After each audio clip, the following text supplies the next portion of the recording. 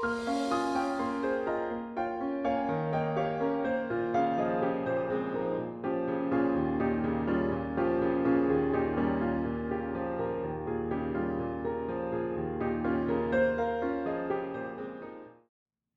I'm Aron Bernstein. Welcome back. We've had a really good look at the piano keyboard, but so far we've only seen the white keys. So what do we call the black keys? Well, to answer that, we need to have a good look at accidentals. And to understand those, I've brought in a friend, the half step. Doesn't sound good, but so much music theory depends on it. We're going to begin our study of music theory by getting really cozy with the half step. It's the linchpin of so many concepts: intervals, scales, chords, and a lot more. The half step sounds like this. It's an interval, a difference in pitch, and the smallest one used in our equal tuning system. On the piano, two keys form a half step if they're as close together as possible, with no other keys in between, white or black. So notice how two white keys can make a half step, or a white key and a black key. But two adjacent black keys never form a half step since they always have a white key in between. Now we're ready for accidentals. We're going to start with sharps and flats. Here are the 7 letter names for the white keys. Take any white key, A for instance, and make it sharp by raising it up a half step. So this is A sharp. Raise C up a half step and you get C sharp. Here's D sharp, F sharp, and G sharp. Now, just when you thought sharps are only black keys, don't forget B sharp and E sharp. Remember, sharp means raise it up a half step, and in the case of B and E, a half step up is another white key. So C can also be called B sharp, and F can also be called E sharp. That brings us to enharmonics, 2 different names for the same pitch. We'll come back to that in a moment. The opposite of sharp is flat. Take any white key down a half step and you make it flat. B flat, D flat, E flat, G flat, A flat. And lest we think that only black keys can be flats, here's C flat and F flat. Down a half step from C and F is another white key, so B is also called C flat and E can also be called F flat. In fact, you've probably noticed that every black key has 2 possible names as well. This one can either be C sharp or D flat. Here's F sharp, also known as G flat. So to identify a black key's 2 names, just look at the white keys on either side of it. It's either this one sharp or this one flat, D sharp or E flat. Okay, back to enharmonics. The way to think of this is a musical homonym. There, and there. Different words with completely different meanings that happen to sound the same. In music, we call this enharmonics. A sharp and B flat are different notes with different musical contexts that happen to have the same pitch. So be careful not to think of these as the same note. They're not. They just sound the same and happen to look the same on the keyboard. In later lessons, we'll discover why this key is sometimes called A sharp and sometimes B flat.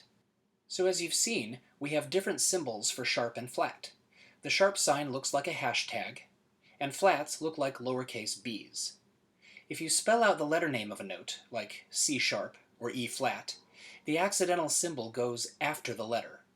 But on the music staff to your right, you can see that accidentals are placed before the note.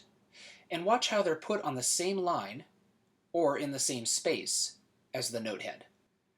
Moving on, here's one of the most important rules about accidentals. In the rhythm module, you'll learn that music is divided up into measures. So here are 2 measures of music, separated by a bar line. Now, if I have 4 Fs in the first measure, and I want all of them to be sharp, it would get pretty cluttered if we just wrote a sharp in front of each note. So instead, we're going to write 1 sharp in front of the first F, and that sharp stays in effect for the rest of the measure. All 4 of these Fs are sharp. But once we cross the bar line and get into the next measure, the sharp is canceled, and all of these Fs are natural, meaning plain old F. Flats work the same way. All the E's in this measure are flat. That 1 flat in front of the first E lasts for the rest of the measure. But as soon as we're in the next measure, the flat has gone back to the flat heaven, and all these E's are natural. If we want them flat too, we now need to write a new flat. Now, accidentals don't affect anything that comes before them. So in this measure, we have C natural, another C natural, C sharp, still C sharp, and then we cross the bar line, and that C is natural again. And finally, that sharp doesn't affect any other Cs, only this one. All right, now let's say we want two B flats in this measure, followed by two regular Bs, or B naturals. Now we need to introduce a third kind of accidental, one that cancels any sharp or flat before we get to the bar line. So say hello to the natural sign. Think of it as a shield against any previous flats or sharps. So here's a B flat, next note is still B flat, and then we have a natural sign, so these remaining Bs in the measure are natural, plain old B. Here's one more example. First measure, D sharp, D natural, D natural, D sharp. Then, next measure, the sharps canceled, so D natural, D sharp, still D sharp, and finally D natural. And to see this at work in real music, look no further than Beethoven's Für Elise. Right at the beginning, we have a couple of sharps and a natural sign. Our first D is sharp, and Beethoven wants the next D to be sharp too. But it's in the next measure. The bar line automatically cancels the first sharp, so we have to write it again. Then Beethoven wants a regular D, D natural. And because it's still in the same measure as the D sharp, this time we have to write a natural sign to cancel it. And the whole thing sounds like this. These three accidentals, sharp, flat, and natural, are the ones you'll most often see in music. But there are two others we need to know about. Now, I won't lie to you, nobody likes them, but believe me, they're important.